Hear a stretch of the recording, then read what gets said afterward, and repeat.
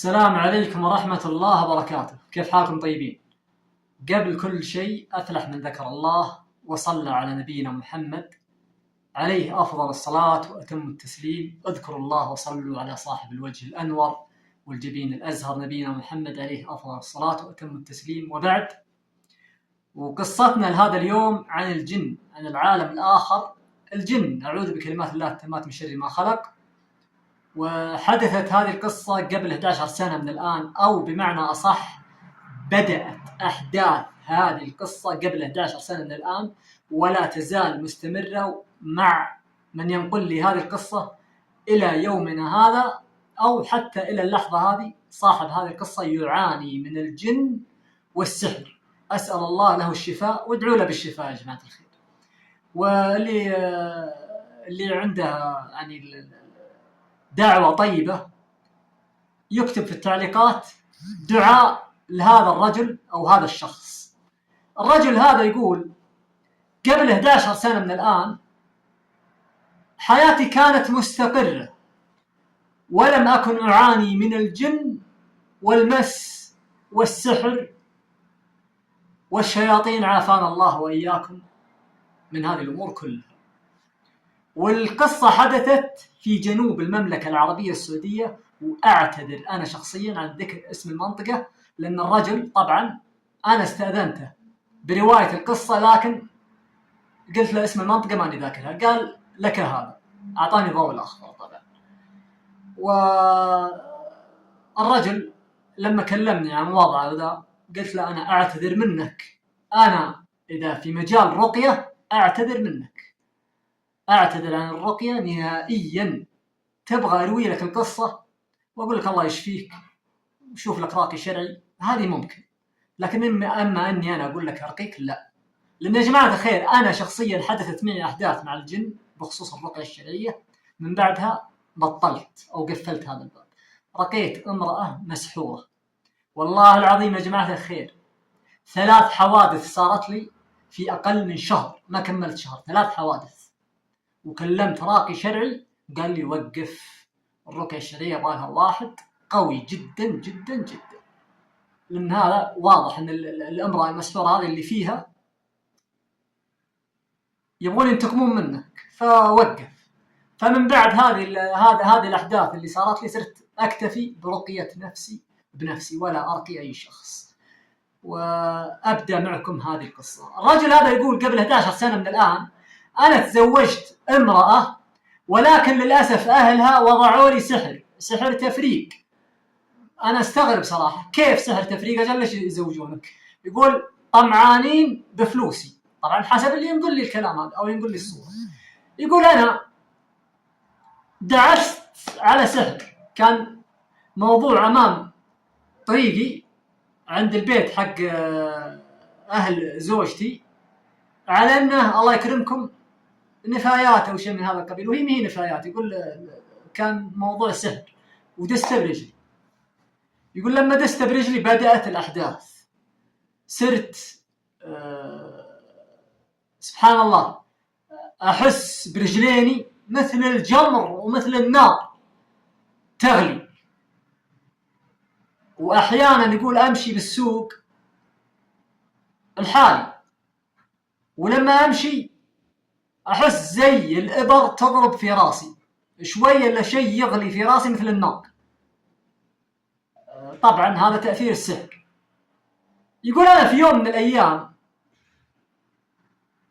أردت سبحان الله أني أتداوى وأتعالج عند راقي شرعي. يقول لكن سبحان الله في شيء يمنعني، أنا ما أدري وش هو. قلت اللي فيك يمنعك، طبعا السحر اللي فيك هو اللي يمنعك.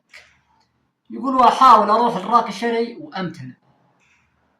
يقول لين سبحان الله سمعت عن السدر أو الاغتسال بأوراق السدر أو شيء من هذا القبيل. يقول أخذت الأوراق واغتسلت فيها، أو أوراق السدر أو شيء أو موية السدر أو شيء من هذا القبيل كما ذكرني طبعا. يقول وأنا قبلها استغفر الله العظيم كنت في بيت جدتي قبل ما يغتسل بأوراق السدر. يقول كنت في بيت جدتي. يقول سبحان الله لما كنت في بيت جدتي كنت انوي مجرد توي جالس اقول يعني بيني وبين نفسي، طبعا تلفظت فيها بس كاني جالس اكلم نفسي، اوراق السدر ليش ما اغتسل فيها واجرب؟ يقول لو اسمع صوت امراه تتكلم، يقول الامراه هذه ما هي جدتي، يقول معي في الغرفه وانا لحالي، يقول تمتمات ما افهمها وتضحك، يقول فعلمت انها هذه الجنيه هي خادمه السحر، خادمه السحر. يقول كانها تهزأ فيني او شيء من هذا القبيل، الله اعلم.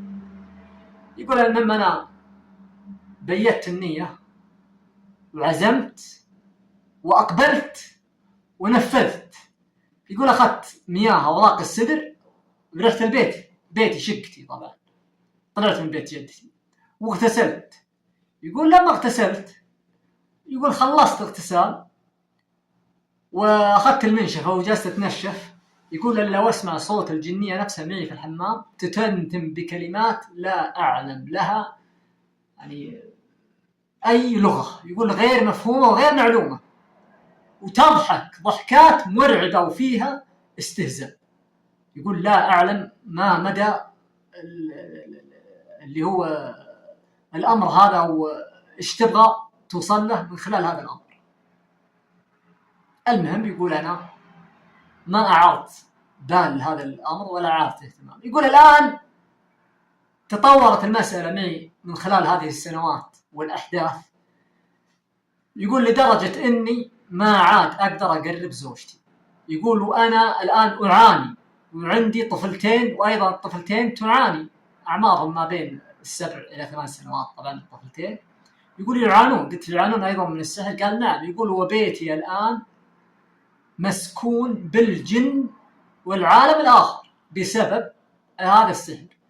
يقول تطورت المساله لدرجه ان امي والدتي الله يرحمها توفاها الله بسبب هذا السحر.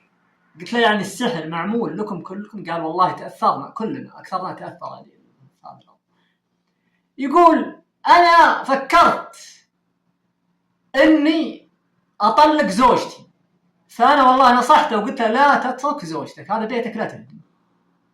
قال بس انا ابغى اتعالج من السحر. قلت له هل اللي سوالك السحر زوجتك او اهل زوجتك؟ قال اهل زوجتي. قلت اهل زوجتك خلاص زوجتك ما لها ذنب. قال بس زوجتي تعنف الطفلتين، تضربهم او شيء من هذا القبيل، يعني ما بقول تعنف، لا تضربهم، احيانا تضربهم، هل هي تحت سحر او شيء من هذا القبيل الله اعلم. قلت له ضرب قوي؟ قال لا والله ضرب عادي بسيط، بس برضه ما يعجبني انها تضرب بناتي او اطفالي. قلت ابن الحلال هذه ام ما راح تضربهم ضرب يعني قوي، لكن انت انصحها وحاول تصلح بينها، الا في حاله واحده، اذا كانت هذه المراه هي من تنقل لك السحر فهذه مصيبه والله. انت حاول تصلح وحاول تتعالج واسال الله لك الشفاء. يقول الرجل حتى الان يعاني من السحر، وابوه مسكه وقال له يا انت يا هذا السحر انا بوديك الشيخ. يقول انا كل ما ذا اعتذر وامتنع عن الذهاب للشيخ، لكن يقول ابوي لزم علي واصر علي، وحتى الان الرجل يعاني يا جماعه الخير. وهذه قصه انا انقلها لكم الان، وصاحبها حتى الان يعاني ولم يتعالج من هذا السحر او هذا المس او شيء من هذا القبيل. ادعوا له بالشفاء واسال الله ان يشفيه. وإن جد جديد مع صاحب هذه القصة سأعاود سرد هذه القصة بجزء آخر بمشيئة الله. هذا في حال جد جديد لهذه القصة. قصتنا هذا اليوم أتمنى أنها عجبتكم، وسبحان الله يعني ما أدري وين أقول بعض الناس لما يستخدمون السحر، والسحر يعني كفر بالله عياذا بالله، يعني ما هو ذنب بسيط تقول إنه ذنب صغير وخلاص بالعابر، لا هذا كفر بالله. أسأل الله أن يعافينا وإياكم ويجيرنا وإياكم من خزي الدنيا وعذاب الآخرة. السلام عليكم ورحمة الله وبركاته. استودعتكم الله الذي لا تضيع ودائعه، فمان الله.